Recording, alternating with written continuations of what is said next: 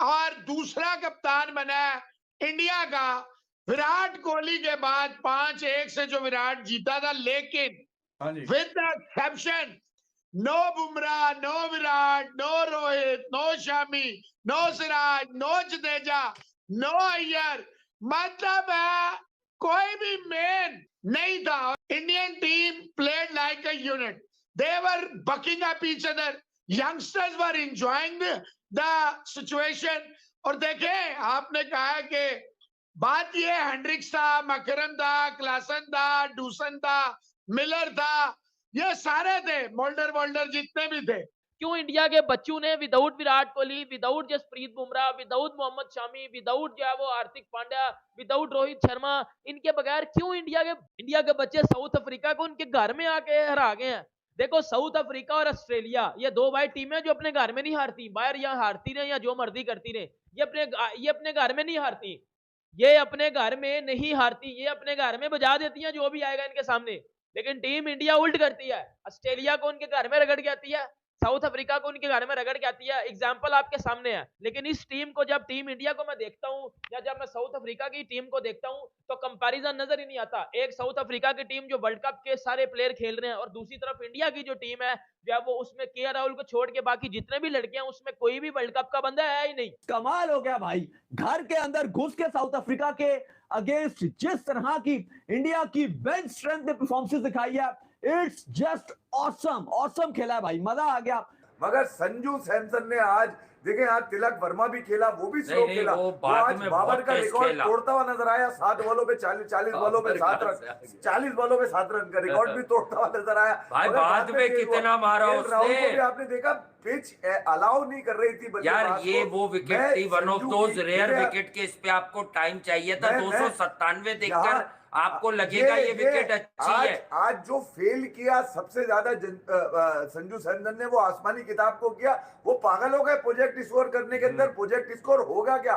जो position projected score जो है 240 भी बहुत लग रहा था, नजर आ रही फिर थी, 250, फिर 260 को देख के जो चीजें नजर आ रही थी, वो ये 250 भी मुझे तो नजर नहीं आ रहे थे इंडिया के। मगर जब संजू को मैंने 30-35 बॉलें खेल देख लिया, तो मुझे अंदाजा हो गया कि आज ये फोड़ डालेगा, इनको आज नहीं छोड़ेगा, क्योंकि आज वो दिन है। छोड़ना भी आसान नहीं था। सुनने के बाद तो अगर कोई सही आदमी जो होता है ना, बेसिकली जो तिलक वर्मा ने बात की 15 गेंदों पे मारा है ना अपनी, वो बड़ा मैटर कर गया।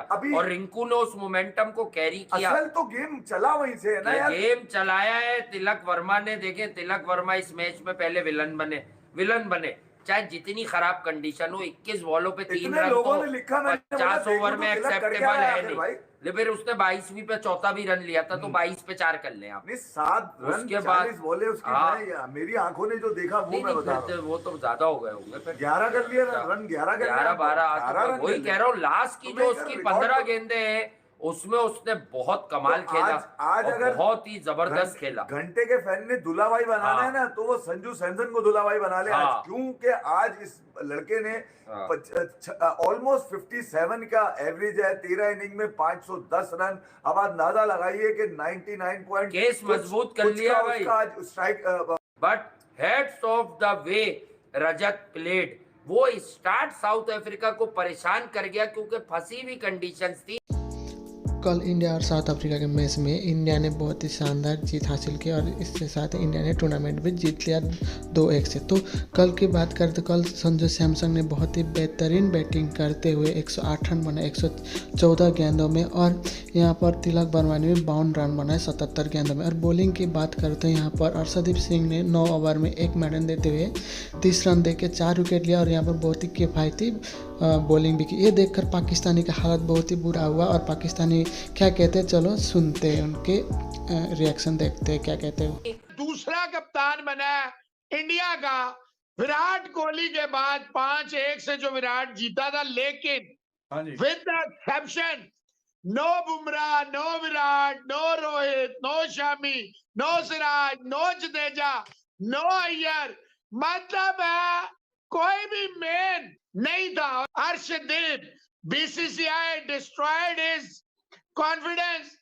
He was kept outside, but in the series, he is rightly man of the series, and Sanju is smiling after player of the match. 10 विकेटें, पहले में 5, दूसरे में 1, तीसरे में 4 और अंपायर ने आउट दे दिया था हसन ने पहले भी महाराज को, लेकिन वो बॉल जो है बाहर थी। और देखें इसमें मैं आपको बताऊं, ये यंग गन जैसे साई सुदर्शन ने कैच पकड़ा, it was amazing catch. Rahul ने जो एक आध कैच पकड़ा, एक छोट भी गया एंड में, but it doesn't matter. Indian team played like a unit, they were backing up each other, youngsters were enjoying the situation. और देखें आपने कहा कि बात ये हेंड्रिक्स था, मकरम था, क्लासन था, डूसन था, मिलर था, ये सारे थे, मोल्डर जितने भी थे, रिजवान हैदर साहब, महाराज था, जिस तरह डोमिनेटिंग बैटिंग तो इनकी पूरी थी। यू कांट से कि एक भी अब देखो वो तो रिटायर हो गया, जो डिकॉक रिटायर हो गया, you can't talk about him. पूरी बैटिंग खेली हिंदुस्तान की टीम ने, इनको चारों खाने चित किया।